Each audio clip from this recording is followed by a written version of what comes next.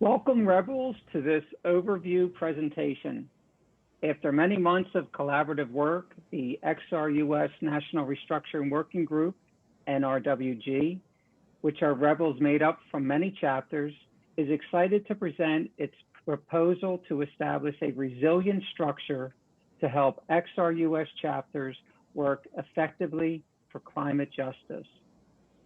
This presentation is an overview of the proposed structure, which is to ultimately halt and repair the effects of our climate crisis. This is done by providing more support to chapters, more effectively coordinate national level action against national level targets, and participate in coordinated global action. Also by allowing for a limited number of decisions affecting XRUS as a whole to be made. A goal honored in the creation of this structure is XR's 10th principle. We are based on autonomy and decentralization. It is never intended that XRUS will tell chapters what to do, rather to provide infrastructure for chapter support and coordination so that we can grow, thrive, and reverse the climate crisis. Now we need your input to make sure this structure is as participatory and effective as possible. The agenda for this overview presentation will consist of 3 presenters, myself, Frank, he, him from XR Philly, Sandra from XR San Francisco, and Diana from Portland. We're going to split the agenda up. I will handle the structure model, and Diana will handle the structure values, and Sandra will handle the latter part of the presentation. So the structure model, which is what we affectionately call the bicycle model, and it starts off, how I like to break it down is into components, and just like any bicycle, wheels and hubs are necessary to maintain momentum. And we have 2 wheels and we have 2 hubs. And basically it's broken down into the mobilization wheel will focus on action and supporting chapters in organizing, coordinating, and carrying out national and international NVDA campaigns, whereas the support wheel will provide ongoing day-to-day operational support for chapters. Hubs are where the links from the working groups and chapter circles in the respective wheels convene to coordinate their work and make certain decisions as described in the decision chart, which will be presented later. Chapters are the heart of Extinction Rebellion. Thus, the energy and power of this bicycle comes from the chapter themselves. Chapters are free not to participate or to participate in the national structure as long as they act according to the 4 demands and 10 principles. They nominate members to working groups and may form region/chapter circles. A region chapter circle is a group of at least 3 chapters that come together to support one another, coordinate activities and actions, and send links or reps to the National Strategy and Action Circle. Region or chapter circles may most commonly be formed around regional affiliation, but may also be formed around shared interests like a specific action campaign. Strategy and Action Circle is where links from the chapter circles develop coordinated campaigns. A potential subgroup of the Strategy and Action Circle might be an action subgroup or legal. Like links in a bicycle chain, these links are designed to effectively harness chapter energy towards a collective movement. It is suggested that each working group choose 2 links, one active link represented by the dark circle and one backup link represented by the light circle. In hub meetings, only the active link participates. The backup link may be an alternate, a thought partner, or an apprentice. Active links from regions and chapter circles participate in the strategy and action circle, and the entire strategy and action circle participates in the mobilization hub. Of course, we want our actions to be seen far and wide. Therefore, we will not ride alone. The Alliance and Global Working Group will develop alliances with other climate justice organizations and coordinate with Global XR. Additionally, we want our actions to reflect how dire the climate crisis is. Therefore, Media, Messaging, and Arts Working Group will work on national level media, social media, messaging, and arts, and make them available for use by all chapters. Working group members come from members nominated by their chapter, and working groups choose new members from these nominations. Working groups meet with other working groups as needed and operate according to their mandate. So far, I described the thrust of this bicycle structure. I now want to jump to our front wheel. Although a cycle can travel with one wheel, we wanted a structure that is easier to ride and more accessible. The front wheel and its working groups are selected to prevent XRUS from falling over itself. Regenerative culture subgroups will support chapters in creating the kind of movement, values, and world we hope for. Conflict resilience subgroup will, through a consultative process, create written guidelines for conflict resilience, conflict resolution, and addressing grievances. The tech working group will research, implement, support, develop policies for, and provide training on technology needed for XRUS to achieve the 4 demands. And then there's finance.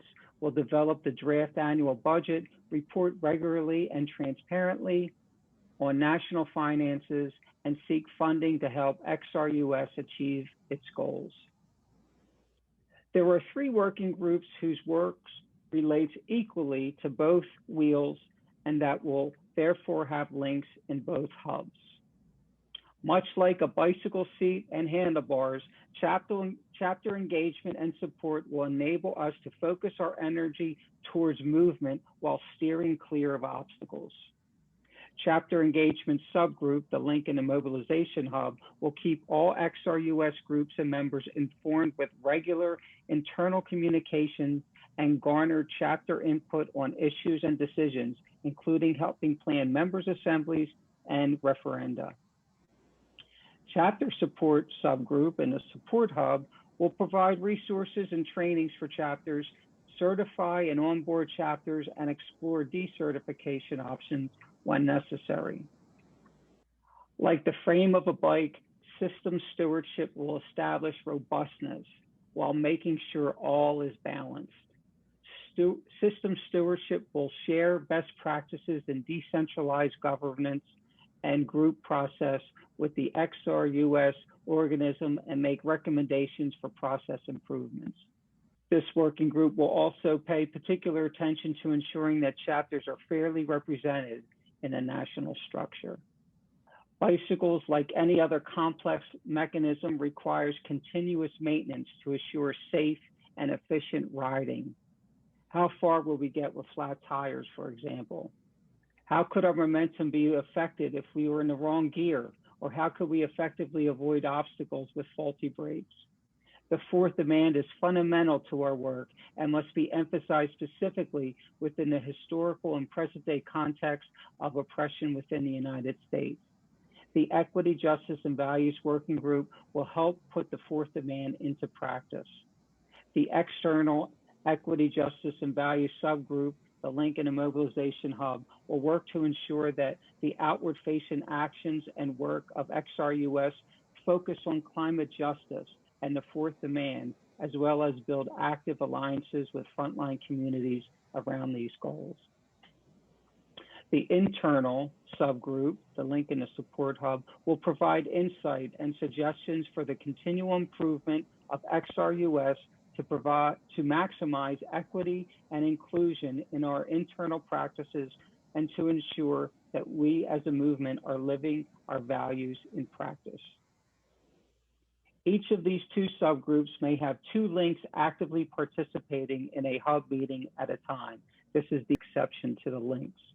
This is to provide a stronger voice for equity in the XRUS and an opportunity for a greater diversity of historically marginalized and frontline communities to be represented in the hubs.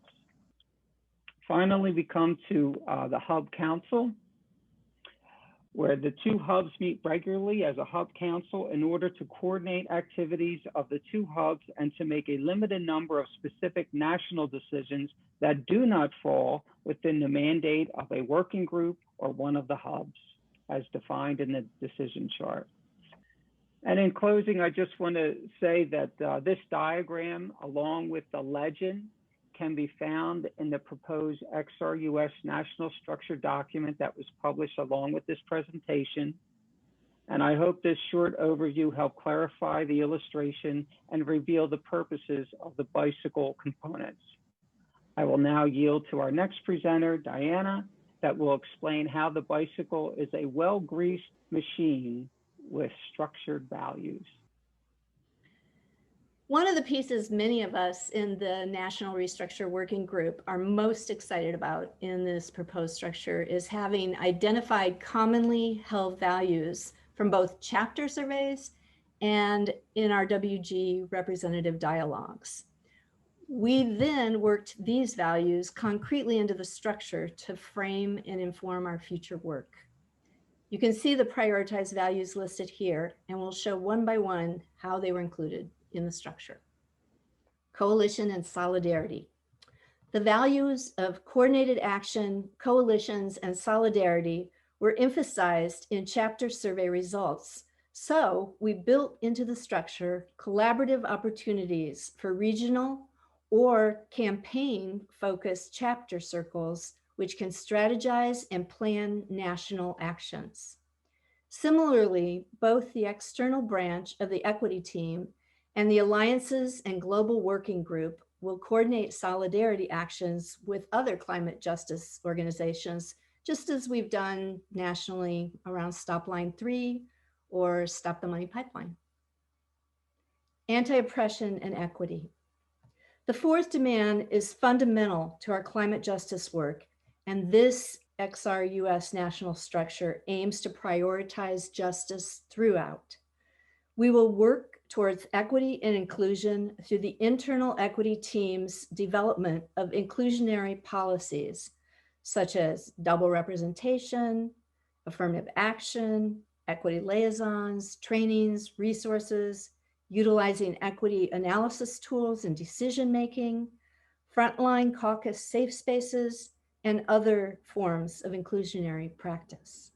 We're committed through solidarity actions to amplifying the voices and demands of frontline and BIPOC communities and supporting their actions for climate justice.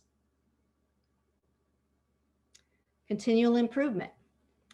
The NRWG highly valued the concept of continual improvement within our own work and utilized a helpful process improvement working group throughout our time together. Our goal is not only to have this structure be a living document, able to change to address organizational needs, but also to identify ongoing practices which will foster continual improvement. A few of these are listed in Appendix 610. In many cases, we purposely chose not to be too prescriptive to allow the new team flexibility to evolve the details. We also created a systems stewardship working group to build this value into the structure over the long term. Transparency. Working group and hub activities will be open and documented and generally made accessible for chapter review. We've proposed meeting notification guidelines for maximizing preparation and participation. We suggest that links serve 1 year in a staggered rotation to bring in new voices and perspectives. We propose feedback loops and check-ins for working group accountability and coordination. Decentralization, shared power.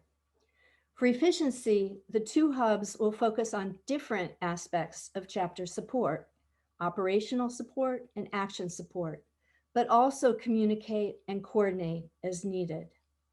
This distributive power system of working groups with their own aims and domains will hopefully allow much work to happen without excessive meeting time required of volunteers, yet still encourage coordination through the hubs. There are clear processes defined in the decision-making chart for how certain decisions outside group mandates are shepherded to consent. Regenerative culture and system change. The hope is that best practices of regenerative culture will continue to be shared and developed as we move forward towards a sustainable world, providing justice and health for all living beings. We've tried to share resources that we found helpful for decision-making, facilitation, and conflict resilience. Finally, the emphasis on climate justice and system change makes clear that there are shared systemic roots that must be addressed to end the commodification of and harm to both the natural world and human beings. Next, we're going to go over the decision charts, and we'll just do a high level look at the decision chart, which is located in section 5.3 of the document. We're anticipating that most decisions will be covered through the mandates of working groups, chapters, circles, and the hub and hub councils. But occasionally the type of decision will come up that is not covered within a mandate. And so in the event that those decisions arise, we have created a little guideline for how certain types of decisions could be made. So when you click on that link in the presentation, it'll take you over to section 5.3 in the document. There's a decision chart. These decisions are ordered by escalation. So starting out with easier decisions and getting to harder decisions as the numbers on the left-hand side increase. On this top bar, you can see what type of decision it is, which group or working group is responsible for shepherding the process, a description or overview of the decision, recommended notification times so that people have adequate preparation time to participate and to really think about the decision at hand. And in this notes column, we have any references or definitions that might be helpful. So please take a look at this decision chart. One of the key components of things that may come up or of any type of decision-making that happens within a working group or a hub circle is listening at scale. So the other link in the presentation goes to this section, 7.6 of the document, listening at scale. This is based on cutting edge sociocracy analysis written by Ted Rao. And we do an overview of what listening at scale is and have a diagram for what listening at scale looks like within XR. It's recommended that all working groups practice listening at scale, which is engaging the best ideas from everyone. And when a decision comes up outside of mandates, the more difficult the decision is, the deeper into the listening at scale process that we should go. So the more time we should take and the more voices that we should hear and include. So please also take a look at this listening at scale section, which will help inform our decision making. Now the fun part, how to provide your feedback on this proposed national structure document. Please make a copy of the copy that we're sending out to all chapters and label it with your specific chapter name. That's going to be the copy that you circulate to your chapter members. Make sure that chapter members have plenty of time to read the document, to think about it, to make comments and provide feedback, and schedule a chapter meeting to discuss it together. Consolidate comments that everyone consents to, and provide suggestions that will come back to the NRWG. So any comments that your chapter agrees on, send them to this email, xrus_NRWG@protonmail.com before August 23rd, please. Also, let us know who your chapter contact person is going to be and any of your chapter members who are interested in attending the members assembly, which we're hoping will happen at the end of September. The NRWG will take all of these comments from all of the chapters, incorporate revisions into the document, and send out a new version of the document for chapters to provisionally ratify before our members assembly. Here's an overview of the proposed ratification process, which is based on the critical mass model. So when that new revised document comes out that's incorporating all of the chapter's comments, we'll first ask each chapter if they would participate in this structure if the document as it stands were ratified. Based on the responses that come back from the chapters and how many chapters are participating, the NRWG facilitation team will decide if the document needs further revisions and modifications, or if the majority of chapters say, yes, we absolutely would participate, then we'll circulate a list of the chapter's answers and ask if any chapters would change their answers based on seeing that list. After chapters are given a chance to change their answers, if everyone says yes, the document is provisionally ratified and proceeds to the members' assembly. If multiple chapters do not agree, we go out for more feedback and process listening and scale at action. We would love to hear your questions. We'll be hosting 3 Q&A sessions on August 9th, 5 p.m. PST, August 19th, and August 21st. We'll send out information to register for those. And if you have any questions in the meantime, please shoot us an email. Finally, thank you. Thank you so much for participating in all of the surveys, in countless meetings, in adding your voice to this structure, and for building our shared values together. The goal is for this document to be a living organism that's constantly evolving, that is always growing to better serve XRUS chapters in doing the work. And the real life force of this organism comes from you. It comes from us out there on the front lines, from chapters, from regions, from chapter circles, from chapter members who are nominated to working groups. So please start thinking about which chapter members you'd like to nominate to working groups. We're really excited for you to fill this structure and to take it on, bring it to life, and breathe life into it. We're looking forward to your feedback and your participation. Thank you so much.